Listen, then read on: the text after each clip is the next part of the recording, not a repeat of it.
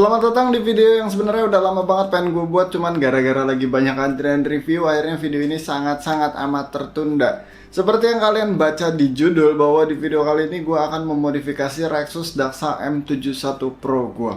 Oh ya, sebelumnya gue udah sempet bikin semacam voting di Instagram Story, dan disitu gue minta saran untuk format videonya itu seperti apa, dan ternyata banyak juga yang pengen bikin video looping only secara terpisah. Cuman gue cari referensi ke channel luar dan gue udah coba ngitung, udah coba membayangkan kontennya akan seperti apa. Kayaknya membosankan cuy, soalnya jatuhnya itu video bakalan looping only tapi bukan full tutorial, tapi lebih ke perjalanan modifikasi dari M71 Pro gua. Habis itu nanti pastinya ada part 2, part 3 untuk memodifikasi selanjutnya. Jadi gue putuskan untuk ngikutin channel luar aja. Di video kali ini dijadiin satu untuk full modifikasi, bukan full build ya, karena ini modifikasi jatuhnya dari awal sampai akhir. Ya, gitu aja. Selamat menikmati. So, seperti yang kalian tahu bahwa Daxa M71 Pro ini merupakan keyboard pre-build. Jadi ketika ingin dimodifikasi ya harus dibongkar dulu. Untuk bongkarnya sebenarnya cukup standar dan gampang banget, karena bisa dibilang secara struktur keyboard ini nggak ada yang aneh-aneh, sama aja kayak mechanical keyboard kebanyakan. Maksudnya ya isinya itu ada keycaps, terus di bawahnya ada switch, di bawahnya lagi ada plate dan PCB, terus ada case-nya juga. Cuma ada fitur-fitur lain yang ngebantu banget dalam menjadikan keyboard ini sebagai keyboard yang enak untuk dijadikan bahan, yaitu hot swap universal dan kabelnya juga detachable, bentuknya juga compact, kecil. Ditambah lagi di Indo ini moddernya banyak banget, jadi kalian bisa explore part untuk Daxa ini dengan cukup leluasa.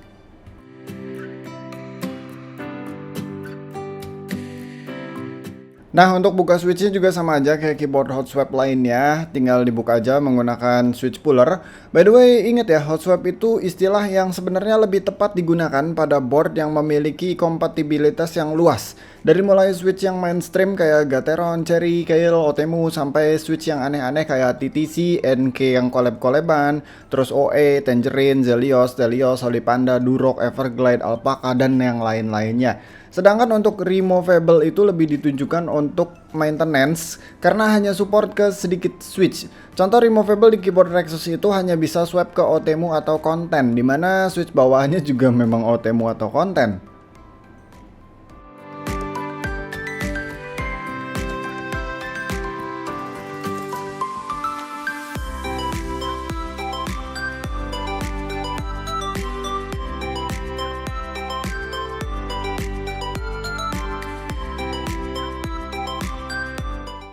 Oh ya, di M71 Pro ini gue mau pasang EVA Foam 2mm x 2 untuk di bagian plate dan PCB-nya. Jadi fungsinya ini sebagai dampener. Secara akustik bakalan bikin suaranya nggak menggema, karena memang di bagian antara PCB dan plate itu ada gap yang lumayan jauh.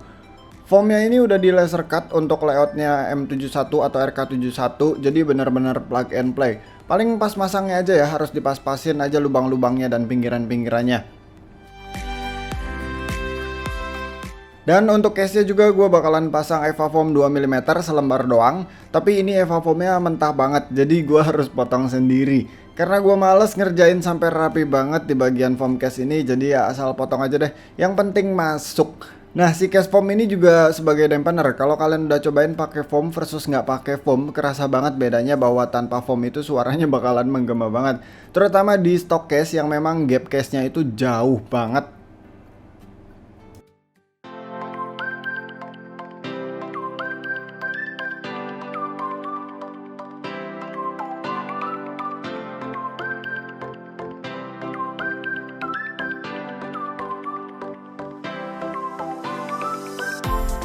Sekarang kita ke switch. Di sini gue bakalan swap M71 Pro dari Gateron Yellow KS9 ke Gateron Black KS3X47 Milky Top Black Bottom.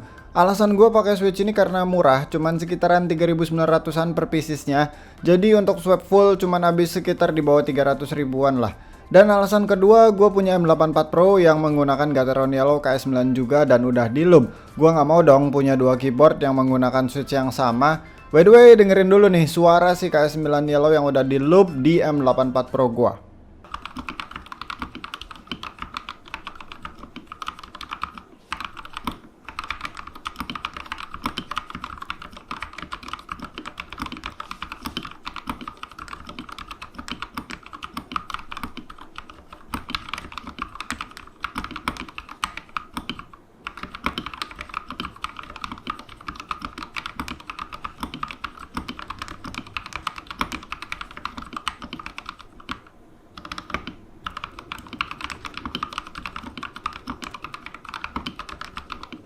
Sebenarnya Gateron Black KS3X47 ini berasa scratchy bahkan setelah di loop, tapi masih tetap enak kok. Dan kayaknya Black Switch ini bukan ngunggulin smoothnessnya, sama Milky Yellow kayaknya bakalan kalah jauh.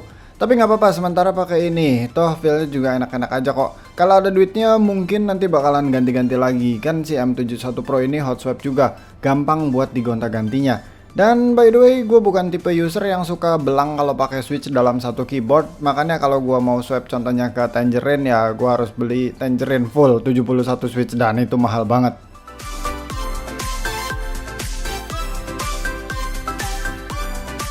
Oh ya, untuk si KS3X47 Black ini gue loop menggunakan Cryetox 205 Grade Zero untuk di bagian housing dan stemnya. Sedangkan untuk di bagian springnya gue menggunakan GPL 105 dengan metode back looping.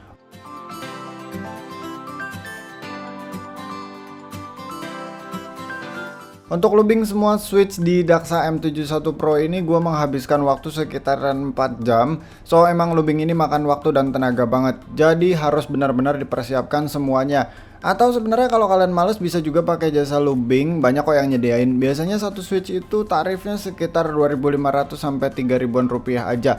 Enak kan, nggak pegel, nggak makan waktu, nggak perlu punya tools yang banyak juga. Cuman ya resikonya biaya modifikasinya jadi lebih mahal sedikit dan kalian jadi nggak ada experience ketika ngeloopnya. Oke, sekarang tinggal pindah ke stepnya. Untuk M71 Pro ini gue bakalan pakein Durock Plate Mount yang berwarna putih. Sebenarnya di M84 Pro gue itu menggunakan stock step yang udah gue bersihin dari loop bawaannya dan gue loop ulang menggunakan Permatex. Hasilnya lumayan sih. Cuma tuningnya itu agak susah dan lama banget. Makanya gue coba untuk mengganti ke Durock Plate Mount ini dengan harapan nggak perlu tuning banyak-banyak. Tapi ternyata tetap harus dituning cuy. Gua tetap harus band aid dan bahkan gua menggunakan cell tap juga. Kalau looping udah pasti ya. Tapi so far waktu tuningnya ini lebih bentar daripada stock stepnya. Jadi bagaimanapun juga bisa gue bilang stock stepnya tetap lebih rewel daripada Durock Plate Mount ini. Dan pada build kali ini sebenarnya belum final build untuk stepnya karena gua rasa masih bisa ditune lebih enak lagi. Cuman segini udah lumayan lah. Jadi ya sementara ini setupnya bakalan kayak gini aja dulu untuk stepnya. Nah, setelah switch dan stepnya kelar, tinggal dicolokin aja ke PCB-nya satu persatu sebelum masuk ke case-nya. Sebenarnya boleh aja sih pasang ke case dulu, nggak masalah juga kok. Cuman untuk inspeksinya lebih enak kondisi plate dan PCB-nya itu di luar case. Jadi kita bisa leluasa banget ngelihat dari angle manapun, barangkali ada step atau switch yang miring-miring dan sebagainya, kita bakalan gampang banget untuk adjust-nya. Kemudian untuk case-nya gue menggunakan custom acrylic sandwich case bikinannya Om Chris, anak IMKG pasti tau lah. By the way, foam juga yang tadi itu bikinannya Om Chris ya. Case modelan sandwich gini nggak pakai baut di bagian plate-nya, jadi dia semacam dijepit doang. Karena memang sandwich gini terdiri dari beberapa layer akrilik yang ditumpuk dan yang di bautnya itu di bagian pinggir-pinggirannya aja. Untuk warnanya ini gue pilih yang frosted, jadi kayak akrilik yang bening tapi dikasih Gaussian blur. Untuk bongkar pasang case begini ini agak repot karena kalau bautnya dilepas ya dia bakalan kepisah-pisah gitu. Namanya juga layer yang ditumpuk-tumpuk ya. Dan masangnya juga ini harus dipas-pasin kanan kiri atas bawahnya biar bautnya itu masuk dengan sempurna tanpa bending-bending sama sekali. Gua nggak sempet ukur tapi kayaknya sandwich case ini lebih tinggi dari stock case-nya M71 Pro. Tapi dia udah angled juga jadi cukup enak sih. Cuma kalau kebiasaan ngetik pakai palm ini bakalan pegel. Jadi harus dibiasakan ngetiknya itu melayang atau pakai palm rest. Emang yang bener gitu sih pas ngetik jangan palm yang menjadi tumpuan. Mendingan siku aja jadi tumpuan ke armrest kursi kita. Cuma gue masih kebiasaan tumpuannya itu di palm. Sekarang lagi OTW belajar sih.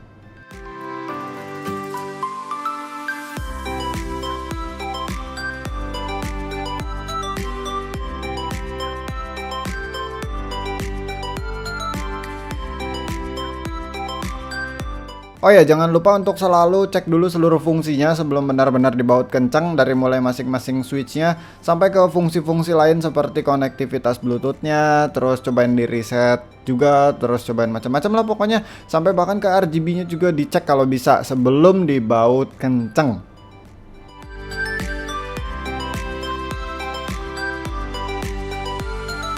Oke, sekarang udah masuk ke yang kedua terakhir nih, yaitu masalah keycaps.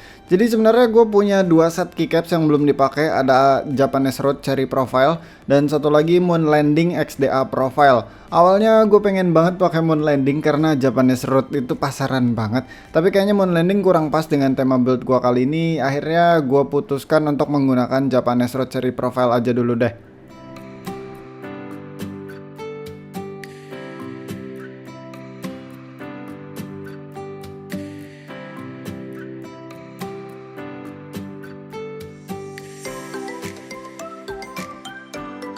Nggak salah sih keycaps ini menjadi pasaran banget karena emang good looking. Selain itu dia juga pakai cherry profile, dimana buat ex user OEM profile nggak akan kaget pas pindah ke cherry profile. Sedangkan dari OEM ke XDA, ZTA, DSA atau NP itu butuh adaptasi dulu cuy.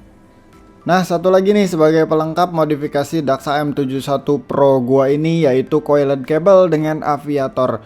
Warnanya emang lebih masuk dengan keycaps Japanese Road ini ya daripada Moon Landing tadi. So mantep banget sih. Sayangnya ini aviatornya bukan pakai warna hitam atau putih. Gua lupa pas pesen nih kabel nggak bilang untuk aviatornya ganti warna ya. Tapi ya udahlah, nggak apa-apa. By the way, karena modnya udah kelar, sekarang kita tapping tes yuk.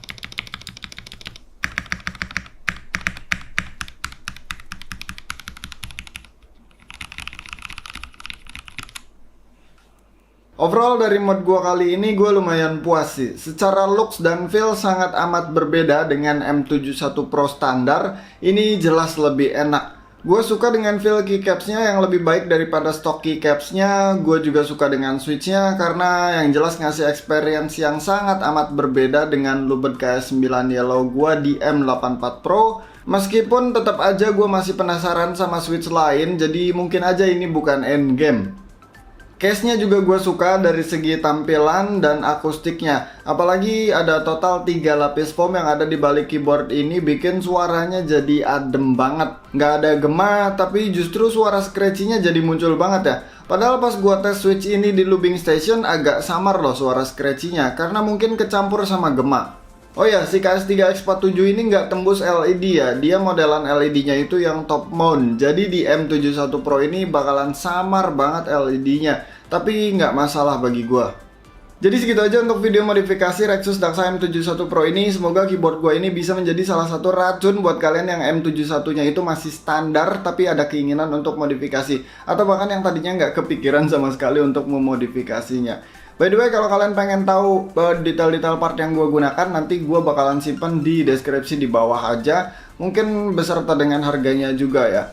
Pokoknya sih ini untuk mod si M71 Pro menjadi seperti ini nih ya. Ini harganya udah ngelewatin dari harga keyboardnya. Itu udah jelas sih, pasti sih. Tapi worth it menurut gue. Karena ya ketika keyboardnya udah jadi, gue ngerasa puas lah ya. Oke sih. Ya, itu aja. Thank you udah nonton. Sampai ketemu di video selanjutnya. Bye.